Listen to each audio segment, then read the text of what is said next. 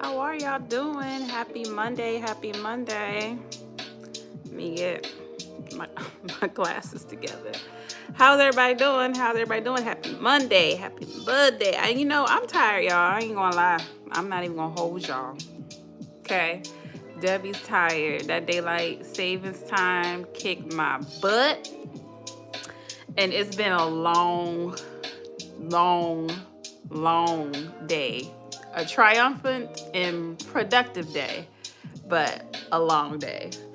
So I'm excited still, though, to jump on this with y'all tonight and talk about our topic. Let me get my stuff up here. I hope all is well. Let me know how y'all doing in the comments.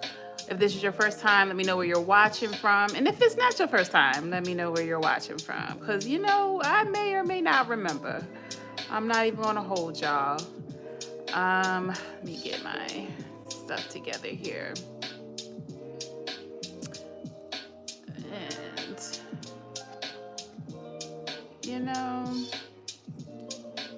let's see. I'm looking at my notes. It should be a solid 30 minutes today. I think we'll be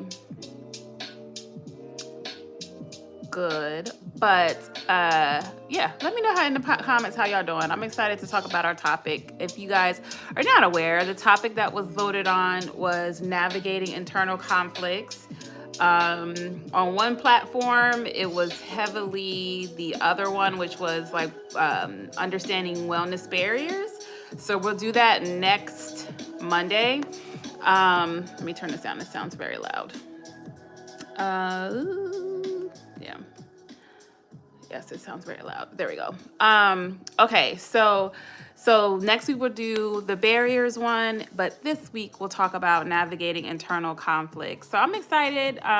Did a lot of great research on this one, and excited to move forward and talk through it. So just to get us started, my name is Debbie. I am a certified mindfulness coach. This channel is all things mindful living. So basically we talk about different mindfulness topics or just different mental health topics as well. I'm currently studying for my counseling and my master's in counseling and currently sitting with clients as an intern, going through all the things. So that's between me being a coach and doing my internship. This is where all of this information is coming from. So I hope that this is helpful. I hope this gives you some insight. If you haven't already, liked the live, share the live with anybody that you think that can benefit from this conversation. And yeah, I hope it helps. And again, like the live. If you haven't subscribed, why not? Let's go ahead and do that too. All right. And again, let me know in the comments where you're watching from, and how you are. Let me know how you're doing as we jump into the topic for tonight. If you're just joining, the topic for tonight is navigating internal conflicts, how we're able to navigate internal conflicts. And so what I'll do is I'll talk through just what that even is, give you insight to why it happens and why you may have all of these internal conflicts swarming around in your mind. And then from there, we'll have a few steps on how to manage them, how to navigate them. Not necessarily to make it easier, because internal conflicts can be difficult, because that's what makes them a conflict, right? But being able to manage them in a way to where they're not so drastic and not so difficult to manage. You'll actually be able to have tools and things that you can put in place to when you have these internal conflicts, you can then actually do something about it, instead of allowing it just to kind of loom and just sit. Okay, so if you're going to stick around, let me know in the comments. Let me know again where you're watching from, how you're doing today. And as you guys do that, I'm going to go ahead and jump in here. Hi 93 Love, welcome in. I appreciate you for coming in and being my moderator as always. Okay, so navigating internal conflicts. So when it comes to thinking about what that is, and in counseling, it's called something counseling, right? It's called cognitive dissonance. Hi, Marquez, welcome in. It's called cognitive dissonance. So if this is something that a term you've heard, that's what I'm talking about. And it's a moment when two parts of you seem to want completely different things, right? So it's actually a very common experience. It's some people feel like it's a conflict that happens that probably shouldn't be happening, but it's definitely a common experience. But the experience that is left unaddressed can make and cause much harm mentally, right? Whether it be anxiety, depression, just having a low sense of self-worth. We talked about high functioning last week and having like high functioning depression or high functioning anxiety. This can stem into that. So that's, where this is coming from. Okay. So when it comes to the definition, and this is really just the definition of cognitive dissonance or internal conflict. The mental discomfort that occurs when a person holds two or more conflicting beliefs, values, or attitudes at the same time. The internal conflict is when different thoughts, emotions, and values inside of us are pulling you in different directions. So, for example, believing health is important, but continuing to make and do unhealthy habits, right? Wanting to forgive someone, but then also still feeling hurt internally. One part of you may want peace, where the other part of you still feels hurt or feels frustrated or angry, right? One part of you wants rest, where the other part of you just wants to be productive and feels like resting may slow down your productivity. Another example would be wanting to leave a job but needing financial security so that you feel like you're stuck in a hard place. You're kind of going this way and then that way, right? Hi, Hiru. Welcome in. Thank you so much for joining. So that's really just the gist of what internal conflict is. It's not a dysfunction, just like I said before. It's not necessarily something is wrong. It's just often a sign that your mind is trying to reconcile different needs, right? I'm trying to resolve this, and in order to resolve this, I can't do this, or I'm trying to go this direction, but because I'm going this other direction and I can't go two directions at the same time. You know what I mean? So you're basically your mind trying to reconcile those needs. And sometimes the conflict is less about the situation and more about the story or the story or narrative that you're telling yourself about the situation, and that's what's causing the conflict. That's what's causing confusion. A lot of times, internal conflict shows up as confusion, and you're just like, I need clarity, when you ultimately know the answer, but because you have all of these conflicting beliefs and desires and values, you just sit in the confusion of it all. Okay. So that's really what it is. Let me make sure I'm not missing anything else I have for definition. It's often your beliefs competing with your thought patterns or your emotions. So that's definitely a big one. And I mentioned this a few times already, but it is a common experience. So being able to master at navigating internal conflicts can shift your quality of life drastically. Sometimes our quality of life, or we may feel our quality of life, is so low because we have multiple conflicts or multiple internal conflicts that we're trying to resolve. And the more that we're able to know and understand how to navigate those internal conflicts, the more that you're not sitting in that type of thought process or thought pattern, which improves quality of life, because now you have more of an opportunity to be present. You have more of an opportunity to think of the things that are more positive, and the goal setting and your dreams and all of these things. And it's hard to think about the beautiful things of life and the pieces of life that we want to indulge in when we are sitting so heavily in internal conflict. Okay, the battle zone, welcome in. Thank you so much for joining. So that's really just the definition. I wanted to make sure that I gave you not just the definition, but examples of what you may be experiencing. If there's any internal conflicts that anybody is willing to share in the comments, let me know. And we can talk about it and think through those things. But yes, please like and subscribe. Thank you. Thank you. Okay, so we talked about what internal conflicts are, and we talked about examples. So let's talk about how we can actually navigate these things. All right. So how do we gain an understanding? How do we approach this, right? The first thing that you want to do is slow down, for one, because a lot of times when we're having these internal conflicts, we dismiss them, right? We dismiss them, we push them down, we try to suppress them rather than dealing with them. And so that prolongs the difficulty that you may be experiencing emotionally, because with you suppressing it and pushing it down, it then shows up in other areas. It then blows up in other areas. And then we walk around angry and not really knowing why we're angry. We walk around irritable and not really knowing why we're irritable.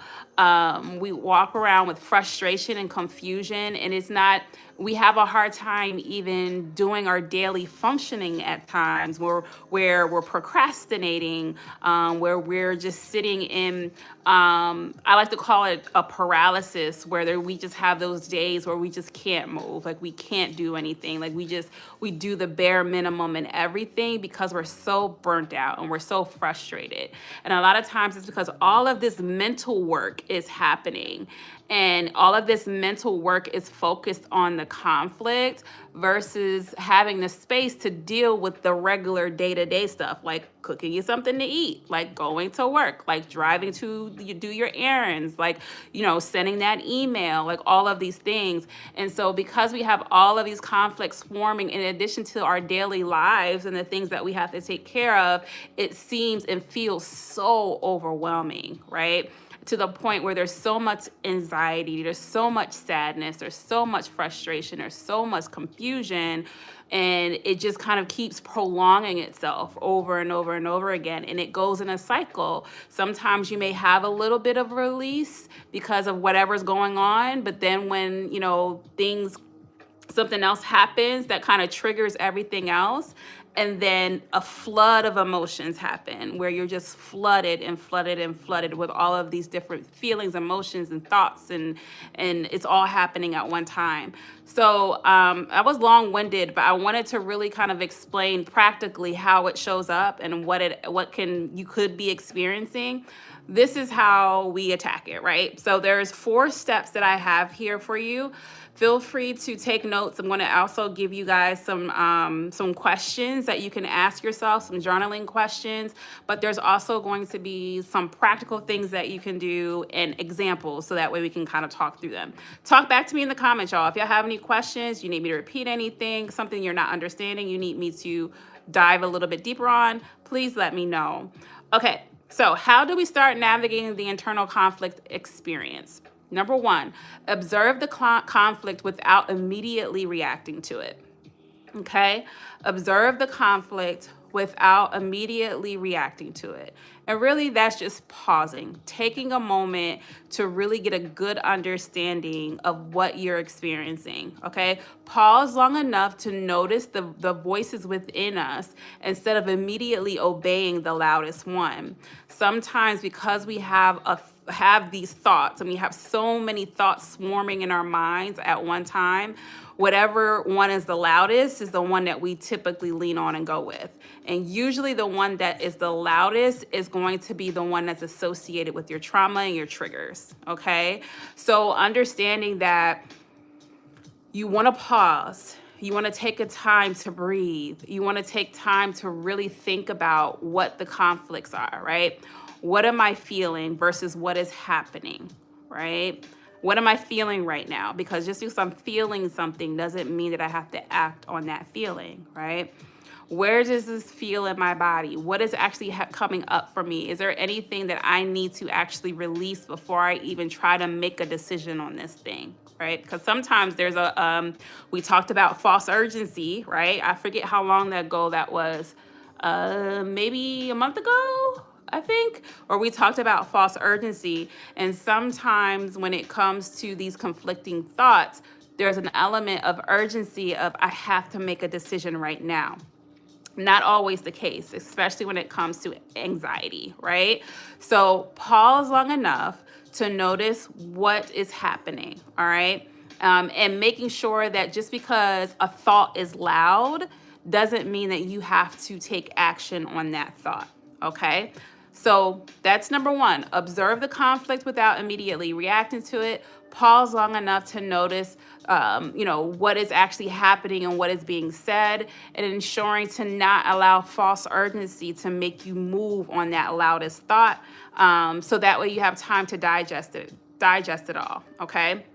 Then, once you have the time to observe and really get a good understanding of what's happening, name the competing thought, right? Name it, give it language, right? Because a lot of times we have these conflicts and we have a hard time making a decision because we don't necessarily know all of what we're experiencing or what's happening. So we just go off of, again, the loudest thought without really naming what's happening. Okay, so part of me wants these are examples. Part of me wants this, while another part of me wants this. Okay, spelling that out, writing that out, really saying, okay, part of me wants to, be with this person. Another part of me wants to leave. Okay, now that I have that spelled out, what are the reasons why? What parts are helping me and what parts are my trauma speaking, right? Other questions or other examples could be, I should always be strong. That may be a belief, but I'm also exhausted and need support. Okay, weighing the two. Okay, yes, I should always be strong, right? What's really strong, right? But I'm exhausted and need support. So this may be very conflicting for someone because it's hard for them to ask for help. So it's hard for you to ask for help, this may be a conflicting thought that you may have, okay? I should forgive and move on, but then also I'm still hurt, right? So I want to forgive, I want to move on, I want to move past this thing, but I'm also still feeling the emotions of the hurt and the pain that this person caused me. So now I'm stuck in between, okay? So a few questions you can ask yourself in observing is what thought is driving this feeling? If I'm having this particular emotion, what am I thinking behind that feeling? Is this thought completely true? Many times we're having conflicting thoughts and conflicting emotions because there is a lie somewhere that we're believing, okay? Is there another perspective I haven't considered, right? So it's all about perception. And sometimes our perceptions are based off of our past traumas and our past experiences, and we bring that into our current situations and use that as truth when it's not necessarily the case.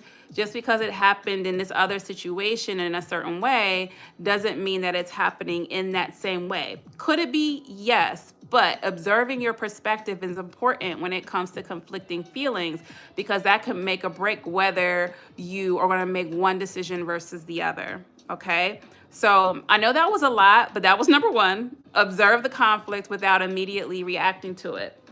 Let me know in the comments if this is helping y'all. I truly, truly hope so. So that was number one. Observe. Number two, create space instead of forcing resolution. Okay?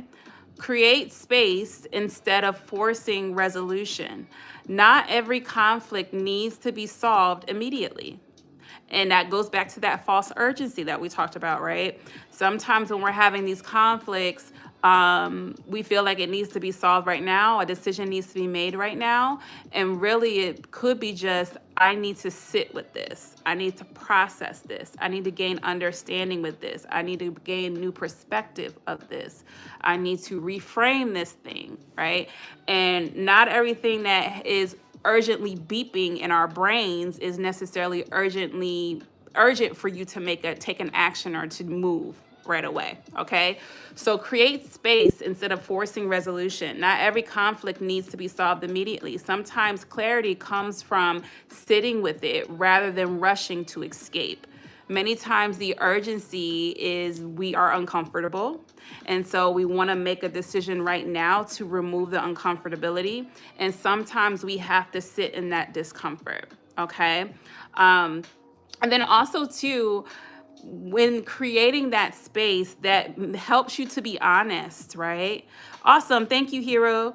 It helps you to be honest with yourself, because many times when we're thinking about these internal conflicts that we're having, we sit in avoidance, right? We sit in denial, we sit in anger, we sit in shame, and we replay those thoughts rather than coming up with solutions, right? So we replay the scenarios of the situation versus taking that energy and putting it in to a solution, or at least understanding what you're experiencing, right? And that prolongs the pain, that prolongs the discomfort, that prolongs the frustration, because now you spent 2 or 3 days looming on this thing versus really dealing with it and facing it head on. We get distracted by the secondary emotions rather than the core issues. All right. And I feel like we talked about secondary emotions before, but it's a matter of understanding that when something happens or a situation happens or even a thought happens, it creates an emotion, and then that emotion may create another emotion. And with that second emotion is where we put all of our emphasis on, and it's not even the core issue. For example, you may have been at work and someone hurt your feelings. That initial feeling may be embarrassment, right? But then following the embarrassment may be anger, because now you embarrassed me and I'm frustrated and now I'm mad at you, right? So now you're focused on the anger versus dealing with the hurt of the embarrassment. And so now you're looming the anger over and over and over in your brain, and the embarrassment is like over here like, hey, I got some stuff to say too, but you're ignoring it because you're sitting in the anger, right? And let's be honest, anger is easier to sit in than embarrassment, right?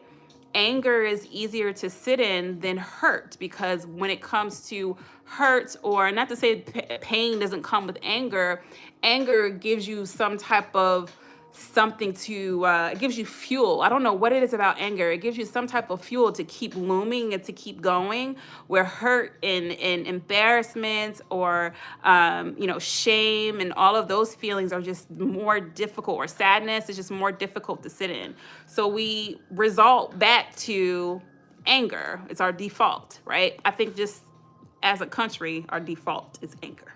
Okay. So I feel like just knowing and understanding that, and being able to create space to really not necessarily force a resolution, but to start that thought process of what is really happening is important. I don't know if I even read my note here. My bad, y'all. We sit in avoidance, denial, anger, or shame, and replay those thoughts rather than solutions. I said that. In other perspectives, we get distracted by the secondary emotions rather than the core ones. I hit it, y'all, without even looking at the notes. Look at God. All right, number 3. Let me go back. Number 1 was observe the conflict without immediately reacting to it. Number 2, create space instead of forcing resolution. And then number 3, seek understanding of the root to the conflict. Seek understanding. Now, when I say seek understanding, there may not always be an understanding, Okay, sometimes things happen, or feelings and emotions happen from trauma that we may need to explore with a professional, right? So we may not get all the way to the root of it, but getting an understanding of what's happening in this situation is what I mean, okay? Because our brains are so complex, we may never really completely understand the ins and outs of all of the things that we do and think. But and then also too, like I mentioned in, I forget what live this is, one of the lives where I think it might have been the intrusive thought one, where a lot of times our thought patterns or the things that we think come from our eye gates and our ear gates. So you may have heard something, or heard something, or watched something that gave you an initial thought pattern, or a new thought pattern that just kind of popped up, and you're like, I don't even know where this came from.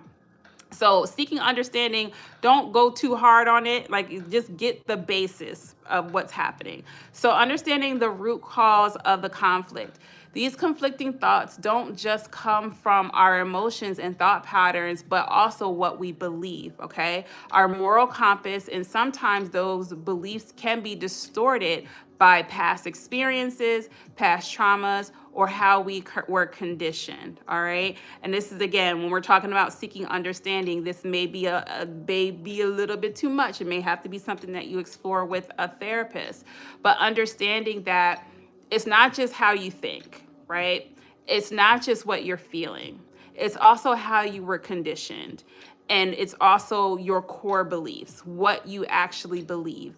Some of those beliefs can be distorted because of the fact that that's based off of trauma, your past experiences, your triggers, also how you were raised and what you were taught, right? And those conditioned behaviors that we learned when we were younger may or may not be healthy. So when we're thinking about those thought patterns of, okay, I'm having this conflict because I believe one of my core beliefs is this one thing that may or may not be distorted. This is called cognitive distortions, if you're wanting the actual term, or a limiting belief, right? So for example, our ideas surrounding productivity. When we think of the term productivity, we all have our own ideas and thought processes of what being productive should look like, right? And so for me, it may look one way, but for another person looking at my productivity may not see that as productive, right? So we all have these core beliefs of these certain things. And because of that, it creates these conflicts that may or may not, or should not be there, right? Another example would be our ideas around strength and weaknesses, right? I want to be strong, so this is what strength looks like for Debbie, right? But for someone else, what my idea of strength is may not be strong at all to them. That may be weakness, right? So thinking about what your core beliefs are and where some of those things may be distorted. Another one is when your idea of what you as a person should be. So this is my idea of what a woman should be, or this is what my idea of what a man should be. And because we have these ideas of who we should be because of our own conditioning, whether it be we were raised by a single mom, and my mom taught me that, a woman should be independent, and she shouldn't have to ask for help, and she should be strong, and she should be all these things. These are the things that we've conditioned ourselves, and now we are trying to make decisions and having all these conflicts based off of these distortions of what a strength of a woman, or just what a woman should be, okay? So with that, and that's loaded, y'all, but with that, when you're thinking about this one conflict, we only going to do one conflict at a time, okay? We just people. We ain't going to be able to make all this. We ain't going to be able to solve it all. But when we're taking this one conflict, really taking the time to understand, okay, I'm having this conflict. What do I really believe in this conflict? What do I believe to be true? And what do I believe to not be true? Okay? Where are there distortions? Where are the areas that I could be lying to myself, right? And in that's the beginning to start making decisions and moving towards action, All right. A few questions that you can ask yourself. What emotions are present right now? Because emotions are teachers, right? We talk about that. I don't know. Don't ask me which live that was. I'll try to remember them, but it might have been a couple. But emotions are teachers, right? So asking yourself what emotions are present will give you an idea of what beliefs are present, right? So if I have the belief that productivity, or if I have an emotion that, oh, I'm not being productive, I'm so disappointed in myself for not being productive today, right? So the feeling is disappointment. In that disappointment, what is the core belief? My core belief with that disappointment is that I wasn't productive today. Okay, so then what does productivity look like? Okay, productivity looks like, I get my tasks done that I wrote down that day. Okay, so then let's look at your task list. Okay, Debbie, you got 6 out of the 8 things done. What do you mean you weren't productive? You just canceled out the distortion and the conflict because you just proved yourself wrong. So it could be something as simple as that. There's, of course, way more complex examples, but I want to make sure that you kind of get a picture in your mind of what it actually is supposed to look like. Some of these distortions are things that you can cancel out literally in minutes. And then other things, it's like, okay, there's things that I actually have to take action on or make changes on, okay? So that's really what that is. Let me make sure I'm not missing any other notes. Let me know if y'all have questions, y'all. Yes, you don't always have to find answer to other people's issues. And just because someone brings their issues to you doesn't mean that you have to give advice. It doesn't mean that you have to try to solve it in your brain. It's not for you to hold. I say this often every week to clients. Your other people's issues are not necessarily your responsibility to solve. You can support, you can help, but you don't have to volunteer your responsibility, your support in that, right? Now, if they ask for your advice, it's one thing.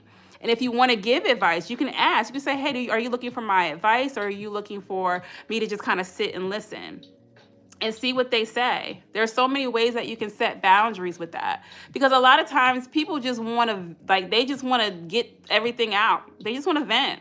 Right? They don't necessarily want you to even give them advice or try to fix it or try to solve it. And so absolutely, by any means. Okay, let me make sure I'm not missing anything, y'all. 'Cause I feel like I talked a lot.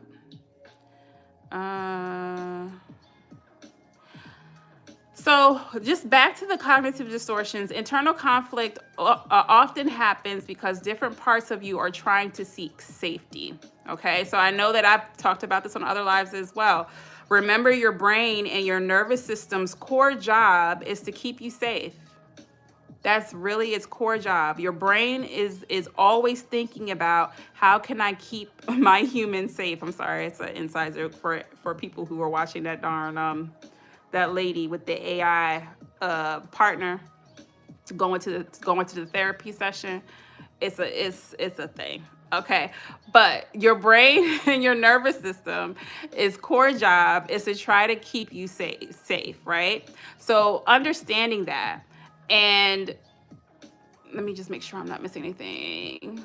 Core job is to keep you safe. So when things conflict, it results to what it knows.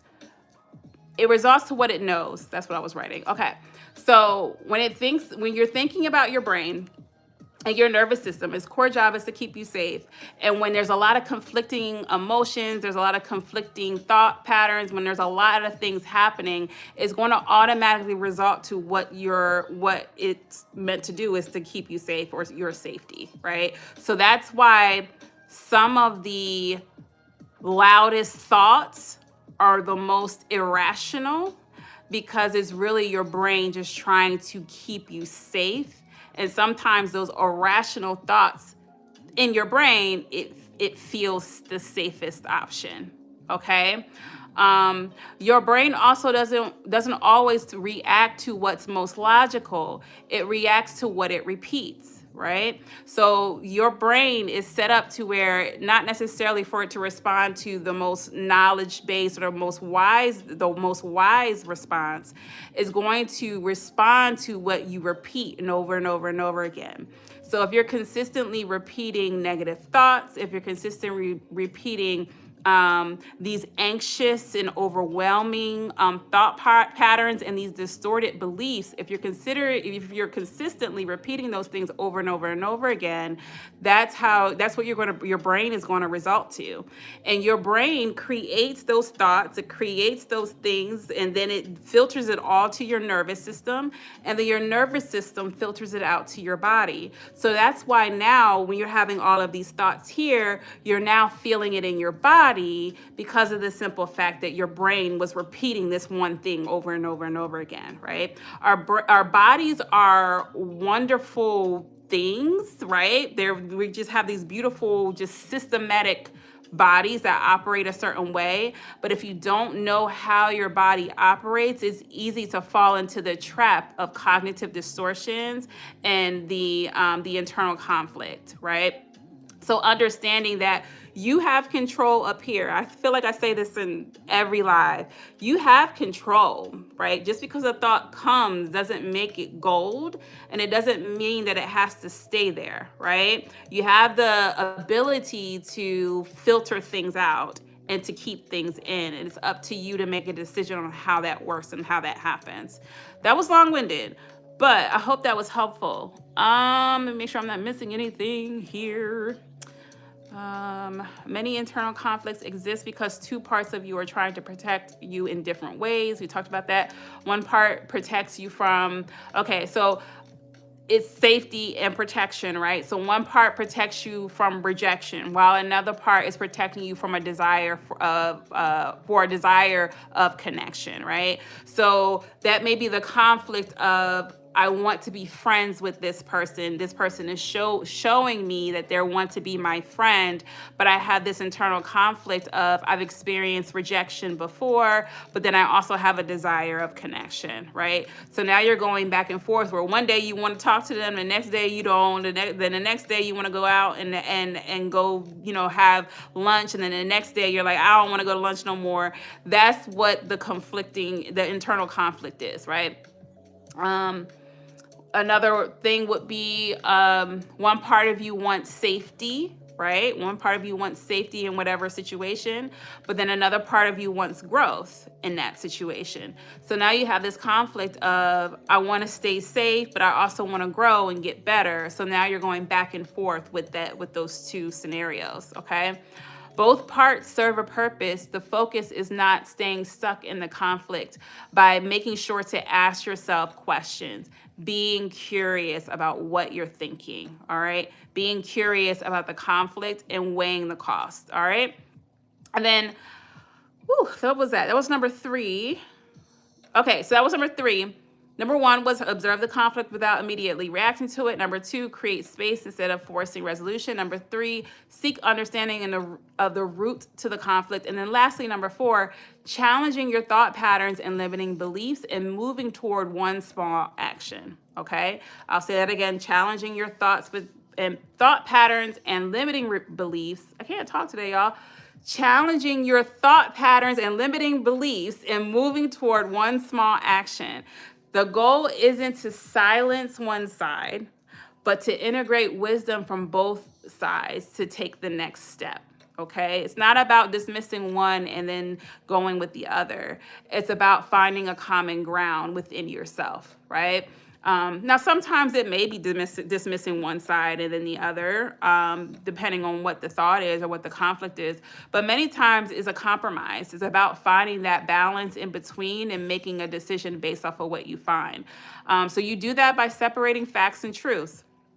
Examine whether the thought was accurate or distorted. Okay. And just because a thought is distorted doesn't necessarily mean it doesn't hold true for you. It's just a core belief based off of your past experience. Right.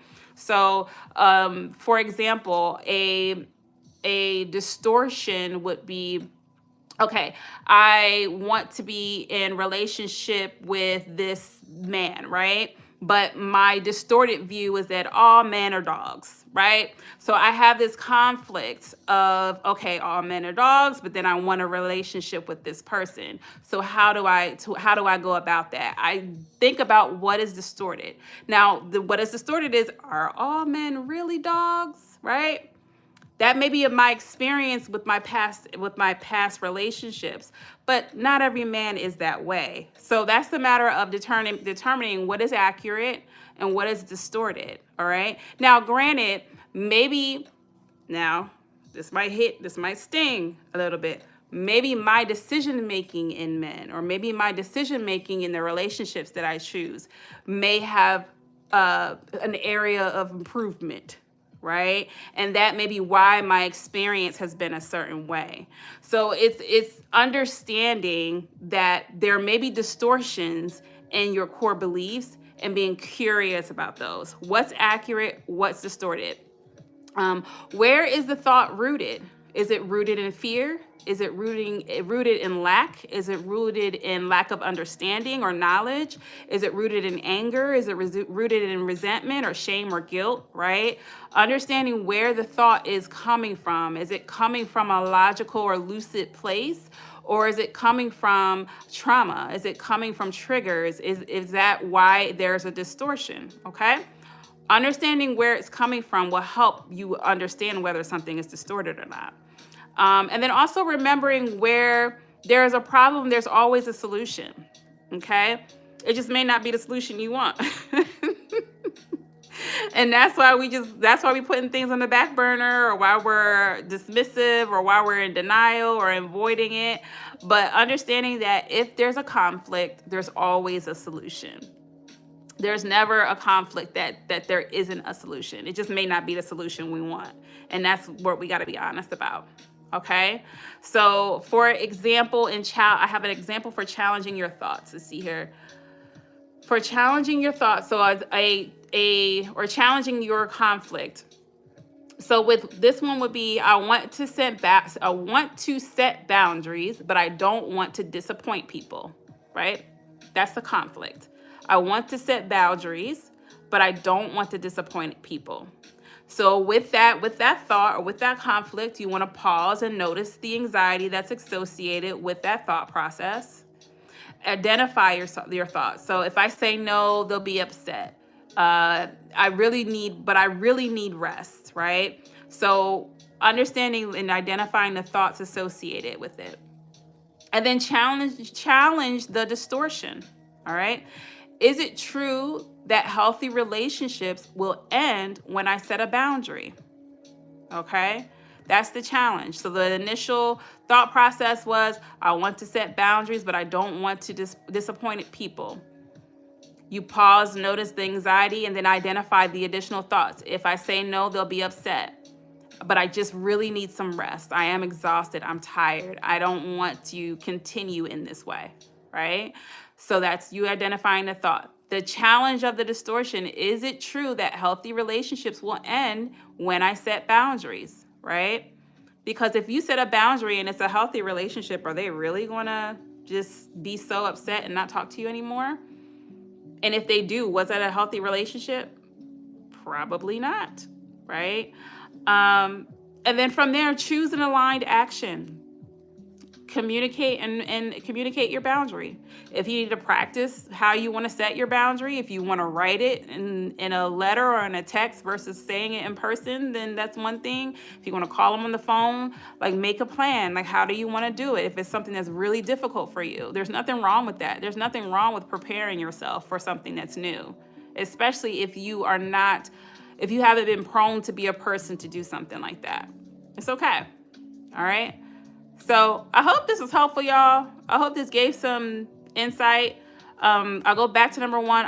Number one was observe the conflict without immediately reacting to it.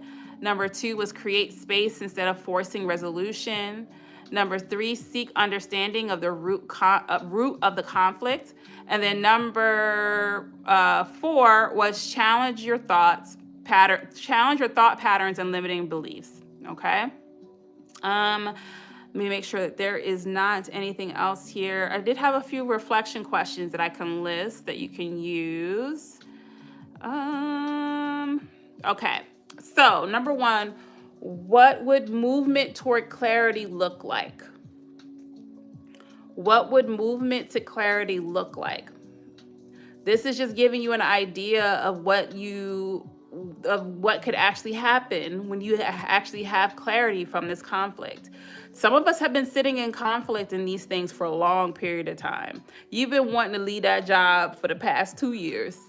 Okay, so a lot of us been sitting in conflict for a very, very long time. All right, so really trying to find ways to move to clarity and to move to resolution. What would movement toward clarity look like? That was number one. Number two, when has the conflict felt less intense? When has the conflict, or when has this conflict felt less intense? Understanding the intensity is important because there's times where you have noticed a conflict, but because it wasn't intense, you didn't do anything about it and you allowed it to build up. And it just piled up over and over and over again to the point where it just exploded, and now it's very intense. So this is about noticing when things start and being able to catch it early. Number three, what helped during that moment? So that was in addition to that second question. What has this conflict felt less? When has this conflict felt less intense? And what helped me during that time? Okay. What small step could move me to what small step could move me toward peace? Typo. What step could move me toward peace? What small step could move me toward peace? Let me make sure I'm not missing any other questions here.